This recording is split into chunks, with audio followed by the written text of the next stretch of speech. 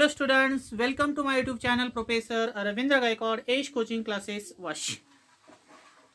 आपण काल ionic इक्विलिब्रियममध्ये lecture number 9 चा स्टडी केलाय. त्याच्यामध्ये आपण बफर सोल्युशन कशाला म्हणायचं, types of buffer, that is acidic और बेसिक बफर कशाला म्हणायचं ते पाहिलं.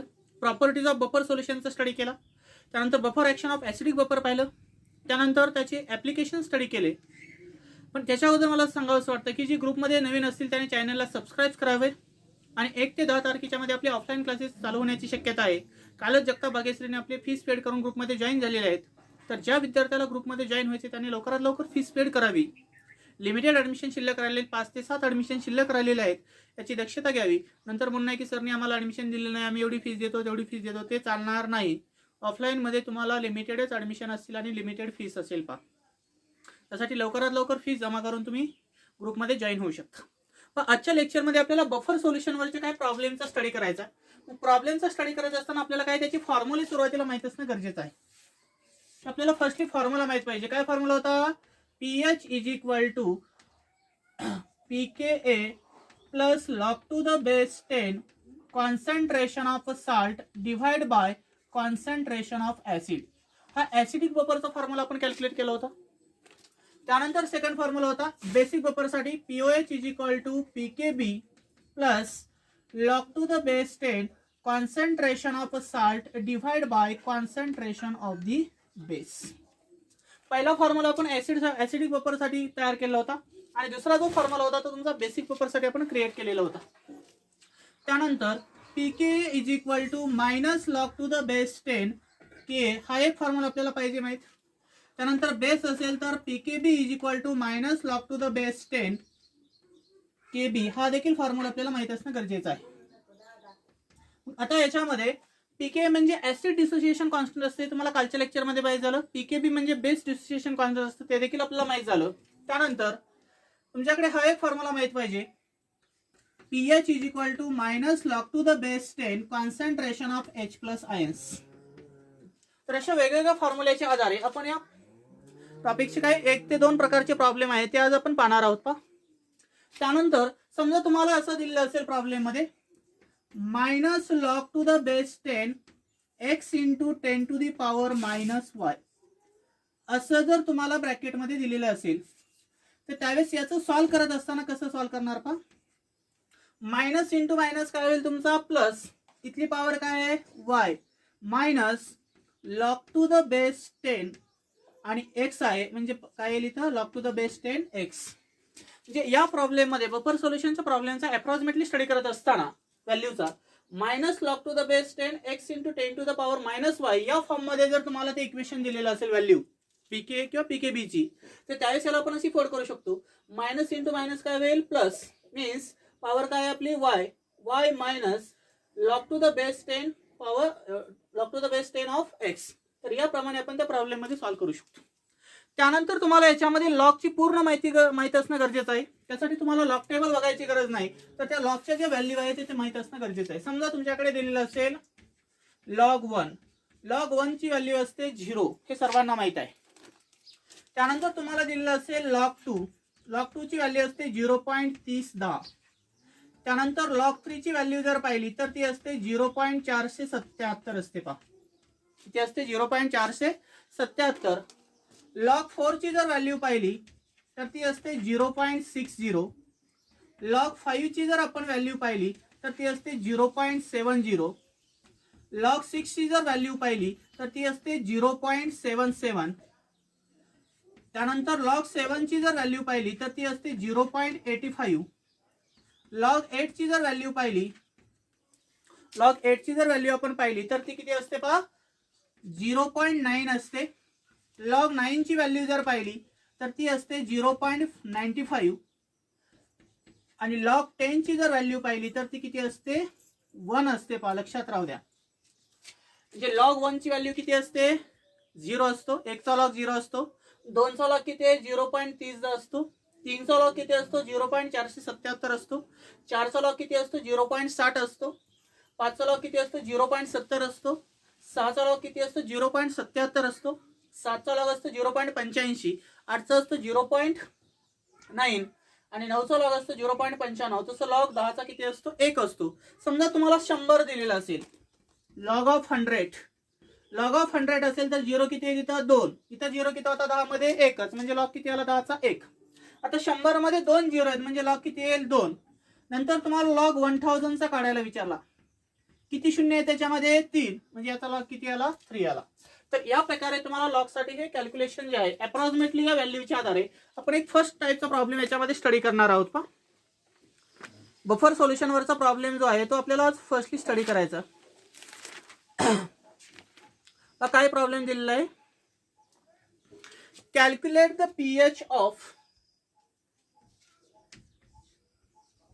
कॅल्क्युलेट द पीएच ऑफ, काय कॅल्क्युलेट करायचं आपल्याला pH, calculate the pH of buffer solution, buffer solution, buffer सोल्युशनचा पीएच आपल्याला कॅल्क्युलेट करायचा. पा कंटेनिंग 0.05 मोलार किंवा 0.05 मोल दिले, काय दिले इथं sodium fluorides per litre and 0.015 मोल hydrogen fluoride per litre, hydrogen fluoride per litre. त्यानंतर आता हा प्रॉब्लेम मध्ये के ची व्हॅल्यू तुम्हाला दिलेली आहे. म्हणजे प्रॉब्लेम काय आहे पा, calculate the pH of buffer solution containing 0.05 molar NaF per litre and 0.050 mole of hydrogen fluoride per litre. त्यावेळेस के ची व्हॅल्यू तुम्हाला गिव्हन दिलेला आहे. मग हा प्रॉब्लेम सॉल्व्ह करत असताना सुरुवातीला तुम्ही याचा गिव्हन डाटा लिहू शकता. गिव्हन डाटा मध्ये काय काय दिलेलं आहे पहा बरं. त्याच्यावर तरी गोष्ट लक्षात राहू द्या, समजा एखाद्या प्रॉब्लेम मध्ये जर तुम्हाला H दिसत असेल तर समजायचं तो ऍसिड असतो, एखाद्या प्रॉब्लेम मध्ये OH दिसत असेल तर समजायचं तो बेस असतो, आणि एखाद्या प्रॉब्लेम मध्ये H देखील दिसत नसेल आणि OH देखील दिसत नसेल तर समजायचं ते काय असणार आहे, साल्ट असणार आहे. लक्षात राहू द्या. तसे या प्रॉब्लेम मध्ये काय दिसते, एकामध्ये NaF आहे, इथं H दिसतो का नाही, म्हणजे NaF हा काय असणार आहे साल्ट आहे, आणि HF दिसतो इथं H आहे, म्हणजे हा काय असणार आहे ऍसिड आहे. मग आपल्याला के ची व्हॅल्यू इथं नोंद दिली आहे. के ची व्हॅल्यू जर आपल्याला माहित असेल तर त्याच्या आधारे आपण सांगू शकतो की आपण कोणत्या प्रकारचा फॉर्म्युला यूज करणार आहोत. मग पहा इथं गिव्हन डाटा मध्ये तुम्हाला दिलेला आहे NaF, concentration of NaF. Concentration of NaF मध्ये हायड्रोजन आणि OH आहे का नाही, म्हणजे हा काय असणार आहे साल्ट आहे.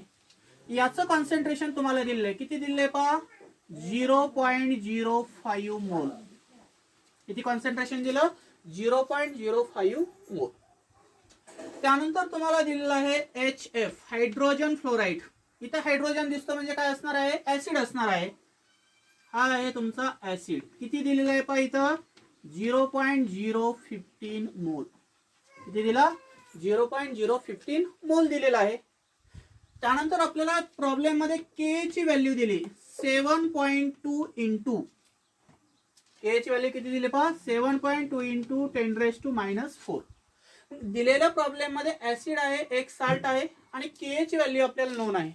कोणता फॉर्म्युला यूज करणार आहे आपण इथं,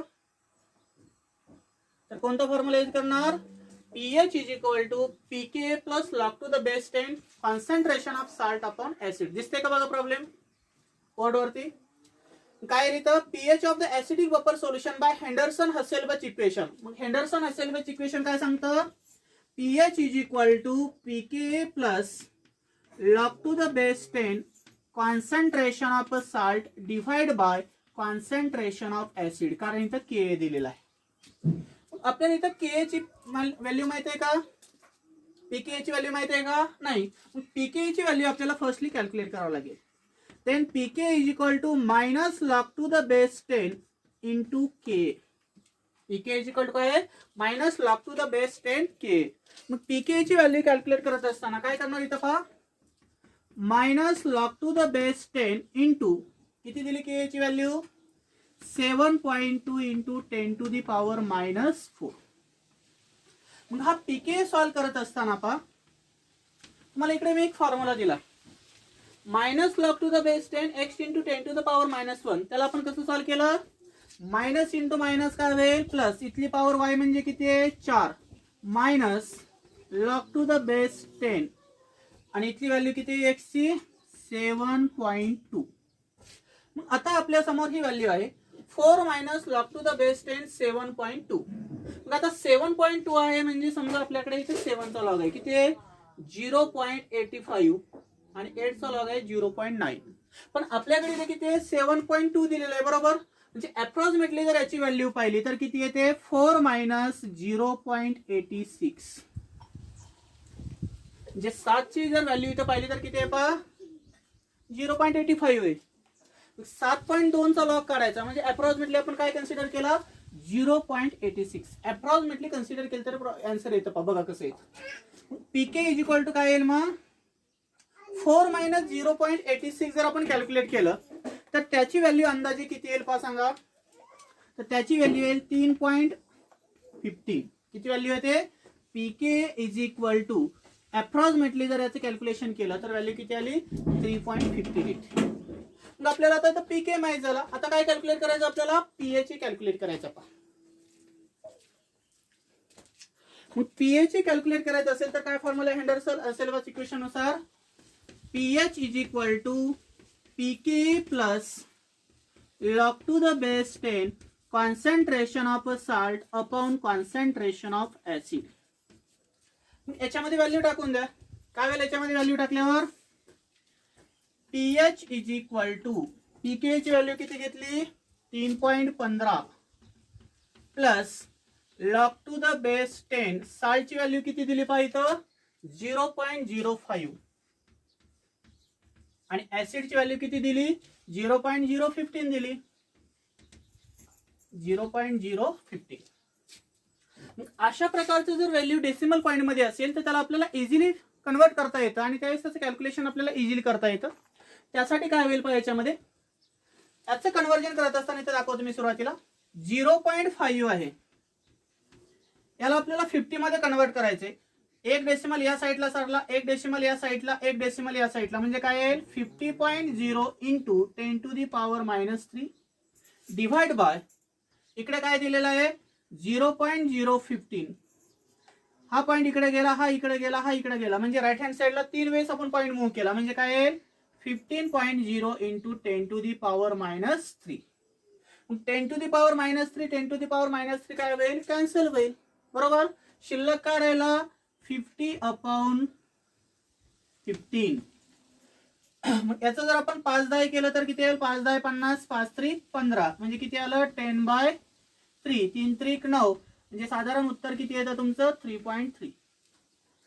म्हणजे इथं जर आपण कॉन्सन्ट्रेशनची व्हॅल्यू जर कॅल्क्युलेट केली तर ती किती आली 3.3. मग टाका याच्यामध्ये काय येईल मग pH is equal to 3.15 plus log to the base 10 3.3 आली.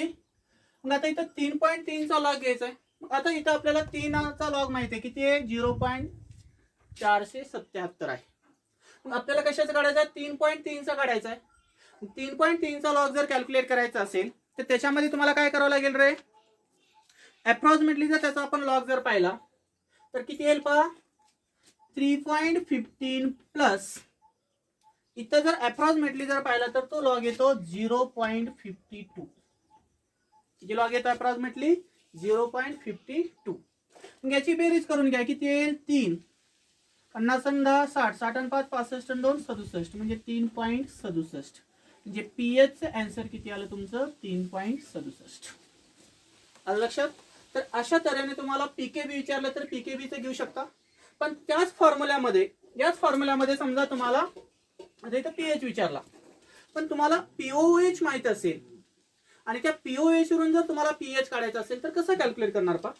समजा तुमच्याकडे हा पीएच प्लस पीओएच चा फॉर्म्युला आहे आणि याच्यामध्ये तुम्हाला पीएच काढायला विचारला त्यावेळेस काय येईल 14 मायनस पीओएच येईल आणि जे काय आन्सर येणार आहे ते म्हणजे कशाचं आन्सर असेल तुमचं पीएच असेल. म्हणजे एखादा प्रॉब्लेम जर तुम्हाला पीकेबी व्हॅल्यूचा दिलेला असेल तर त्यावेळेस तुम्ही तिथं पीओएच डिटरमाइन करणार आणि after determine the pOH value to calculate the pH.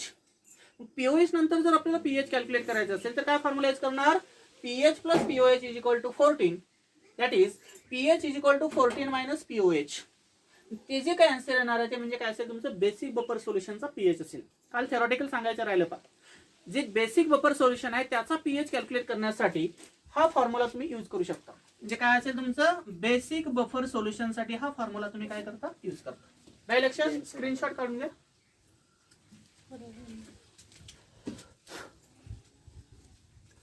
आता याच्यानंतर आपल्याला पाहिजे नेक्स्ट पॉइंट पाहायचा what is means by sparingly soluble compounds.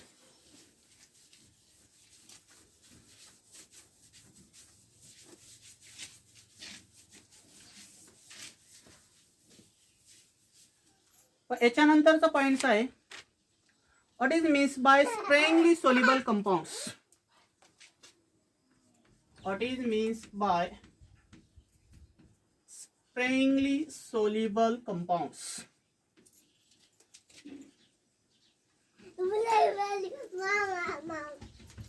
What is means by sparingly soluble compounds. की स्प्रेइंगली सोल्युबल कंपाऊंड्स कशाला म्हणायचं पा. याची डेफिनेशन तुम्हाला लिहिता आली पाहिजे. द कंपाऊंड्स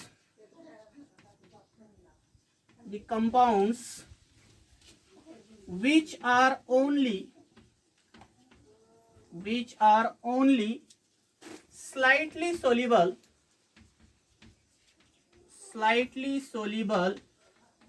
in कशामध्ये soluble असलं पाहिजे slightly soluble in water are called as sprayingly soluble compounds. Are called as sprayingly soluble compounds. आता स्प्रेइंगली सोल्युबल आहे म्हणजे काय पा. इथे स्प्रेइंगली मध्ये पहिलं अक्षर हे एस आहे आणि स्लाइटली मध्ये देखील फर्स्ट वर्ड काय तुमचा एस आहे. याच्यावर लक्षात राहून द्यायचं स्लाइटली म्हणजे कमी असतो, कमी प्रमाणामध्ये तो डिझॉल्व झाला पाहिजे. म्हणजे असा एक ऑर्गॅनिक कंपाऊंड आहे की तो पाण्यामध्ये कमी प्रमाणामध्ये जर विरघळत असेल तर त्या कंपाऊंडला आपण काय म्हणतो sparingly soluble compounds. Means the compounds which are only slightly soluble in water are also called as a sparingly soluble compounds. आता स्प्रेइंगली सोल्युबल कंपाऊंड हा काय असणार आहे. फॉर एक्झाम्पल आपण जर पाहिलं याच्यामध्ये टेक्स्टबुक नुसार तर silver chloride is the example of sparingly soluble compounds. की तुमचा जो सिल्वर क्लोराइड आहे ते एक सिलेक्टिव्ह एक्झाम्पल आहे की तो पाण्यामध्ये कमी प्रमाणामध्ये डिझॉल्व होतो. याला जर आपण डिसोसिएट केलं पाण्यामध्ये म्हणजे ॲक्वियस सोल्युशन मध्ये तर कशा प्रकारे डिसोसिएट होईल. एखादा कंपाऊंड जर आपण डिसोसिएट करत असेल तर आपण दोन प्रकारचे आर यूज करतो ज्याला आपण इक्विलिब्रियम कंडिशन म्हणतो. हा जो सिल्वर क्लोराइडचं सोल्युशन असणार आहे हे अनडिझॉल्व्ड सोल्युशन असतं पहा, अनडिझॉल्व्ड पार्ट आहे आणि याच्यापासून जे आयन ऑब्टेन होणार आहे काय होतील Ag plus in aqueous form plus Cl minus in aqueous form. याला म्हणायचं डिझॉल्व्ड आयन्स इन वॉटर की वॉटर मध्ये हे डिझॉल्व्ह होतात. म्हणजे सिल्वर क्लोराइड हे कशाचे एक्झाम्पल आहे स्प्रेइंगली सोल्युबल कंपाऊंड्स. की असा एक ऑर्गॅनिक कंपाऊंड असणार आहे किंवा इनऑर्गॅनिक कंपाऊंड जो पाण्यामध्ये कमी प्रमाणामध्ये डिझॉल्व्ह होतो त्या कंपाऊंडला काय म्हणायचं स्प्रेइंगली सोल्युबल कंपाऊंड्स. त्याच्यामध्ये आपण एक्झाम्पल कशाचं घेतलं सिल्वर क्लोराइडचं. सिल्वर क्लोराइडला जर आपण पाण्यामध्ये ऍड केलं म्हणजे त्याचं डिसोसिएशन जर केलं तर इथं मी काय लिहिलं पहा AgCl in aqueous form. Aqueous आहे म्हणजे वॉटर घेतलेला आहे आणि वॉटरमध्ये जर त्याला डिसोसिएट केलं तर इनिशियली तो अनडिसोसिएटेड कंपाऊंड असेल पण काही प्रमाणामध्ये तो आयन एक्झिस्ट करतो म्हणजे Ag plus in aqueous form and Cl minus in aqueous form. त्यावेळेस ही कंडिशन कशी आहे तुमची इक्विलिब्रियम फॉर्म मध्ये कंडिशन आहे. आता याच्या आधारे आपल्याला त्या सोल्युशनचं कंडिशन चेक करायची पा. समजा तुमच्याकडे हे एक्झाम्पल दिले आहे ज्याच्या आधारे आपल्याला सोल्युबिलिटी प्रोडक्ट डिफाइन करता येतो. सोल्युबिलिटी प्रोडक्ट जर आपल्याला कॅल्क्युलेट करायचं असेल सोल्युबिलिटी प्रोडक्ट जर आपल्याला कॅल्क्युलेट करायचं असेल कशाच्या आधारे बाय युजिंग स्प्रेइंगली सोल्युबल कंपाऊंड्स. आपण एक कंपाऊंड घेतला होता कोणता silver chloride in aqueous form two gives Ag plus in aqueous form plus Cl minus in aqueous form. आता याच्यामध्ये सिल्वर क्लोराइडला आपण पाण्यामध्ये डिसोसिएट केलं असता कमी प्रमाणामध्ये हे आयन एक्झिस्ट झाले आणि हा अनडिझॉल्व्ड कंपाऊंड्स आहे याच्यामध्ये ही रिएक्शन कशी आहे तुमची इक्विलिब्रियम फॉर्म मध्ये आहे. एक कंडिशन इथे लक्षात राहू द्या. समजा तुमचं A चं कन्व्हर्जन जर B मध्ये होत असेल तर त्यावेळेस आपण K म्हणजे काय कॅल्क्युलेट करत असतो रेट कॉन्स्टंट. पण समजा एचं कन्व्हर्जन जर इक्विलिब्रियम फॉर्म मध्ये बी मध्ये होत असेल तर के म्हणजेच काय असतो तुमचा इक्विलिब्रियम कॉन्स्टंट असतो का, इक्विलिब्रियम कॉन्स्टंट. तर ह्या बेसिक गोष्टी सर्वांना माहित पाहिजेत पा. फॉरवर्डचा एरो असेल तर आपण रेट कॉन्स्टंट रिमाइंड करत असतो आणि इक्विलिब्रियम कंडिशन जर असेल तर त्याच्यामध्ये आपण इक्विलिब्रियम कॉन्स्टंटचा यूज करत असतो. इथं आपल्याला एक स्प्रिंगली सोल्युबल साल्ट दिलेला आहे. कंडिशन कशी आहे, इक्विलिब्रियम फॉर्म मध्ये आहे म्हणजे काय असेल K equilibrium is equal to concentration of the product divide by concentration of the reactant. मग आता इथं के इक्विलिब्रियम म्हणजे काय असणार आहे, where K equilibrium is equilibrium constant.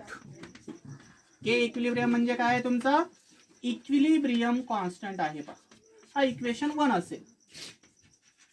म्हणजे दिलेल्या रिएक्शनच्या आधारे आपण के ची व्हॅल्यू डिटरमाइन केली. K equilibrium is equal to concentration of product divide by concentration of the reactant, where K be the equilibrium constant. Then K equilibrium is equal to concentration of product म्हणजे काय आहे, concentration of Ag plus into concentration of Cl minus. Concentration of reactant म्हणजे काय असतो, concentration of AgCl. पण आता पहा हा जो AgCl आहे तो पाण्यामध्ये अनडिझॉल्व्ड पार्ट आहे, तो पूर्णपणे डिझॉल्व्ह झाला का नाही. पण Ag प्लस आणि Cl मायनस हे काही प्रमाणामध्ये पाण्यामध्ये डिझॉल्व्ह झाले. म्हणून इथं जर आपण पाहिलं सिन्स कॉन्सन्ट्रेशन ऑफ AgCl हा पाण्यामध्ये डिझॉल्व्ह झाला नाही म्हणजे हा एक कॉन्स्टंट असणार आहे. And this constant are consider as a K dash. आणि तो कॉन्स्टंट आपण इथं काय कन्सिडर करणार आहोत के डॅश. ही जर व्हॅल्यू आपण इक्वेशन 2 मध्ये टाकली, इक्वेशन 3 ची व्हॅल्यू जर आपण इक्वेशन 2 मध्ये पुट अप केली तर काय इक्वेशन तयार होईल पहा, K equilibrium is equal to concentration of Ag plus into concentration of Cl minus divide by K dash. कारण AgCl म्हणजे काय कन्सिडर केला आपण, के डॅश कन्सिडर केला. कारण तुम्हाला पाठीमागच्या लेक्चर मध्ये एक गोष्ट माहिती झालेली आहे पहा, के इंटू के जर असेल तर तो काय असतो तुमचा एक पर्टिक्युलर कॉन्स्टंट असतो. त्यासाठी आपल्याला ती व्हॅल्यू डिटरमाइन करण्यासाठी आपण इथं काय केला, जो अनडिझॉल्व्ड पार्ट होता तो अनडिझॉल्व्ड पार्ट काय कन्सिडर केला कॉन्स्टंट. आणि तो कोणता कॉन्स्टंट आहे के डॅश. मग के डॅश ची व्हॅल्यू आपण इक्वेशन 2 मध्ये पुट अप केली. काय येईल पहा नेक्स्ट स्टेपला, K equilibrium into K dash is equal to, ही टर्म जर इकडे गेली तर काय होईल वरच्या साईडला जाईल आणि शिल्लक राहील concentration of Ag plus into concentration of Cl minus. Is K equilibrium into K dash is equal to concentration of Ag plus into concentration of Cl minus Is. But we know that constant into constant काय असतो, K equilibrium into K dash.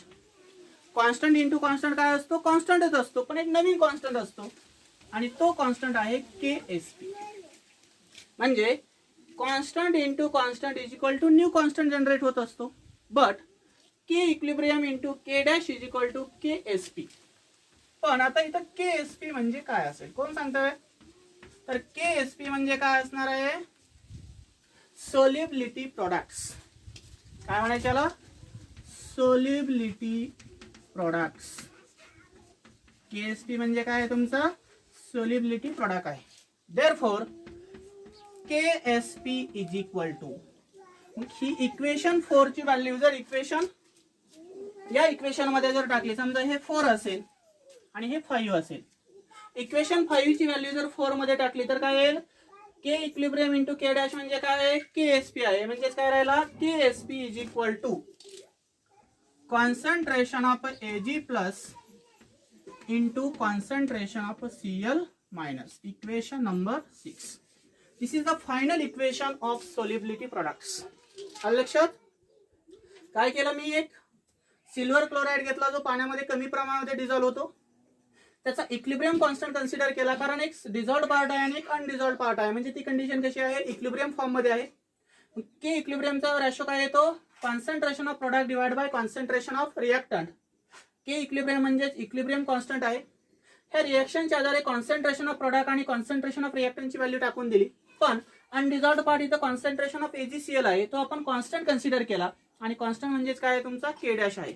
Equation 3 ची value equation 2 मध्ये टाकून दिली, काय आली K equilibrium is equal to concentration of product divide by concentration of reactor म्हणजेच K dash आली. मग हे K डॅश जर इकडल्या साईडला मूव्ह केलं तर काय येईल K equilibrium into K dash is equal to Ag plus into Cl minus. But we know that K equilibrium into K dash is equal to new constant असतो, आणि तो न्यू कॉन्स्टंट कोणता आहे तुमचा KSP आहे, म्हणजेच SP म्हणजे solubility product असतो. मग काय आलं इक्वेशन 6 जर आपण कंपेअर केलं तर KSP is equal to concentration of Ag plus into concentration of Cl minus. आता ह्या इक्वेशनच्या आधारे आपल्याला याची डेफिनेशन करायची, कशाची सोल्युबिलिटी प्रोडक्ट कशाला म्हणायचं. इथं लिहितो पहा solubility product. What is means bye solubility product कशाने डिफाइन करतो आपण KSP न. याची डेफिनेशन करत असताना कशा प्रकाराची डेफिनेशन करणार पहा. तुमच्या समोर हे इक्वेशन आहे, हा काय आहे concentration of Ag plus into concentration of Cl minus म्हणजे प्रोडक्ट आहे. म्हणजे काय डेफिनेशन करणार पहा द प्रोडक्ट ऑफ, कारण गुणाकार आहे, the product of square bracket आहे म्हणजे काय असणार आहे कॉन्सन्ट्रेशन आहे, the product of concentrations of कशाचं कॉन्सन्ट्रेशन असणार आहे आयन्स आहे, एक केटायन्स आणि दुसरा anions. Means concentration of ions at कशी कंडिशन आहे इक्विलिब्रियम फॉर्म मध्ये आहे, at equilibrium in a solution, कशामध्ये पण सोल्युशन मध्ये, are called as solubility product. त्यालाच आपण काय म्हणतो सोल्युबिलिटी प्रोडक्ट म्हणायचं. राहील लक्षात मग डेफिनेशन एकदम सोपी आहे पहा.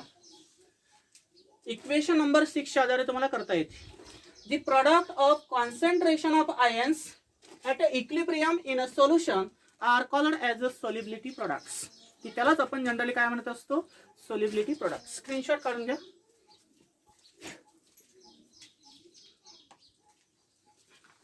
त्यानंतर आता त्याचे सोल्युबिलिटी प्रोडक्टचे काय एक्झाम्पल आपल्याला याच्यामध्ये पाहिजेत पहा. सोल्युबिलिटी प्रोडक्ट मध्ये जर आपण जनरल एक्झाम्पल जर कम्पेअर केलं, हे रफ करतो मी थोडस.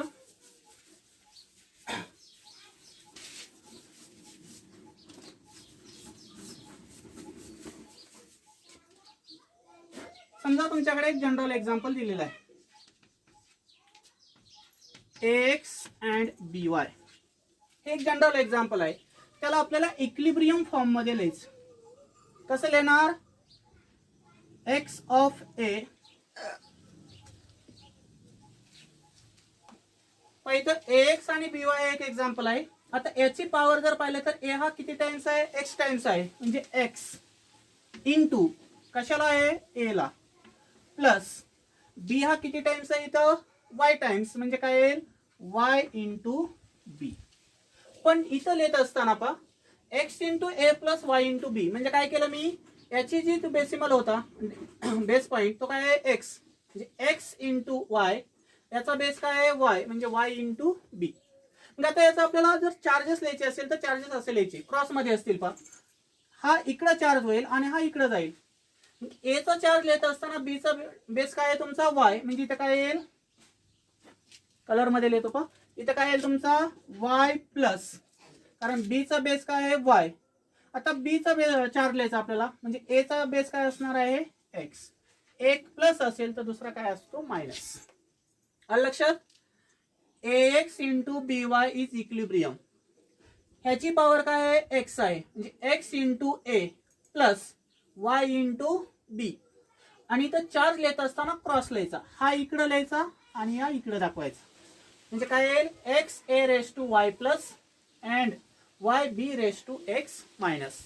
Then how to return the solubility product of the given reaction. दिलेल्या रिएक्शनचा आपल्याला सोल्युबिलिटी प्रोडक्ट रिप्रेझेंट करायचं. सोल्युबिलिटी प्रोडक्ट लिहित असताना काय करणार इथं पहा, concentration of A to the power Y into concentration of Y to the power B minus X. मग आता ए ची पॉवर वाय लिहिली आणि बी ची पॉवर एक्स लिहिली, पण हे जे स्टायकोमेट्रिक कोएफिशियंट आहे ते पॉवर फॉर्म मध्ये आपण लिहितो. म्हणजे इथं काय येईल एक्स आणि इकडे काय येईल तुमचा वाय. म्हणजे ए रेस टू वाय प्लस ची पॉवर किती आली एक्स, कारण स्टायकोमेट्रिक किती असणार आहे एक्स आहे. बी रेस टू एक्स मायनस ची पॉवर किती आली वाय, कारण त्या स्टायकोमेट्रिक कोएफिशियंट किती आहे वाय आहे. म्हणजे तुमचा जो स्टायकोमेट्रिक कोएफिशियंट असणार आहे, आपण केमिकल कायनेटिक्स मध्ये स्टडी करणार आहोत डीप मध्ये. म्हणजे इथली जी एखाद्या सबस्टन्सच्या किंवा सोल्यूटच्या पुढची जी व्हॅल्यू असते त्याला आपण स्टायकोमेट्रिक कोएफिशियंट म्हणतो आणि ती पॉवर फॉर्म मध्ये लिहायची असते. आणि चार्ज आहे तसं आपण स्क्वेअर ब्रॅकेट मध्ये लिहिला. म्हणजे काय तयार झाली पा डेफिनेशन याच्यानुसार, the product of concentration of the ions at in equilibrium in a solution are called as a solubility product. म्हणजे ह्या जनरल एक्झाम्पलच्या आधारे तुम्हाला याची डेफिनेशन करता येते. मग आता याच्यामध्ये आपल्याला फर्स्ट एक्झाम्पल पाहिजे पा, की त्याचा आपल्याला सोल्युबिलिटी प्रोडक्ट लिहिता आला पाहिजे. समजा एक्झाम्पल नंबर फर्स्ट असेल, हे जनरल एक्झाम्पल होतं. समजा तुम्हाला दिलेला आहे बेरियम सल्फेट. बेरियम सल्फेटला जर आपण इक्विलिब्रियम फॉर्म मध्ये लिहिलं, म्हणजे त्याला तोडायचं, म्हणजे डिसोसिएट करायचं. कसं तोडणार त्याला, Ba+2 plus SO4 2 minus. Barium सल्फेटला मी पाण्यामध्ये डिझॉल्व्ह केलं. कसं केलं, Ba+2 in aqueous form plus SO4 2 minus. काही विद्यार्थी म्हणतील सर इथं चार्ज SO4 2 मायनस का लिहिला. समजा तुम्हाला दिलेला आहे H2SO4. H2SO4 मध्ये किती हायड्रोजन आहेत, 2. त्याने 2 हायड्रोजन जर काढून टाकले तर याच्यावर चार्ज काय आला -2. म्हणून बेरियम सल्फेटला जर आपण पाण्यामध्ये डिसोसिएट केलं तर बेरियमवर चार्ज येतो +2 आणि SO4 वर चार्ज येतो तुमचा -2. याचा सोल्युबिलिटी प्रोडक्ट कसा लिहिणार, KSP इज इक्वल टू, इथं काय नसतं म्हणजे 1 असतो, इथं काय नसतं म्हणजे 1 असतो. काय येईल, concentration of Ba plus to the power 1 into concentration of SO4 2 minus to the power 1.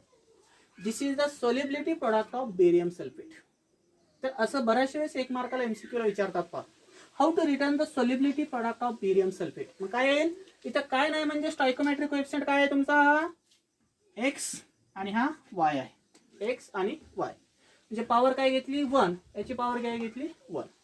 आता दुसरं एक्झाम्पल दिलंय तुम्हाला, कॅल्शियम डायफ्लोराइडचं एक्झाम्पल आहे. कोणतं एक्झाम्पल आहे, कॅल्शियम डायफ्लोराइड्स.